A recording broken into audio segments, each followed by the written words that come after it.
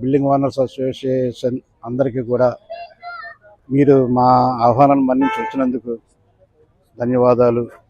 మా అభిప్రాయాలు మేము తెలియజేయగలిగాం. అలాగే మీ సమస్యలు కూడా మా దృష్టికి తీసుకురాగలిగారు కాబట్టి మా కమిటీ సాయశక్తిలో ప్రయత్నం చేసి మీరు చెప్పినటువంటి ప్రతి సమస్యను కూడా వీలైనంత తొందరలో సాల్వ్ చేయడానికి మేము మా కమిటీ సభ్యులు అందరం కూడా కృషి చేస్తాం.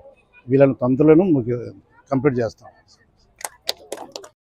అది ఇప్పుడు మెయిన్ ఫస్ట్ గౌడ్ సార్, ఇంకా గోపాల్ రెడ్డి సార్ ఇంత సీనియర్ సిటిజన్లో ఉన్నారు కాబట్టి, అంత ఏజ్ ఉంది కాబట్టి కాలనీకి ఎంత ప్రెషర్ ఉన్నా కూడా వాళ్ళ మీద పని ఉన్నాక ఆ పని కూడా సెటిల్మెంట్ చేస్తున్నారు.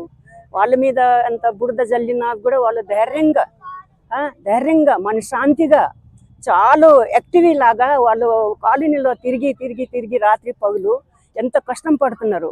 ఒకవేళ మనము సార్ 86 ఇయర్స్ ఉన్న తర్వాత కూడా ఆ సార్ మేము ఇప్పుడు కుర్రోళ్ళలాగా ముందు ఉంటున్నారు, మేము వెనక్కి తిరుగుతున్నాం.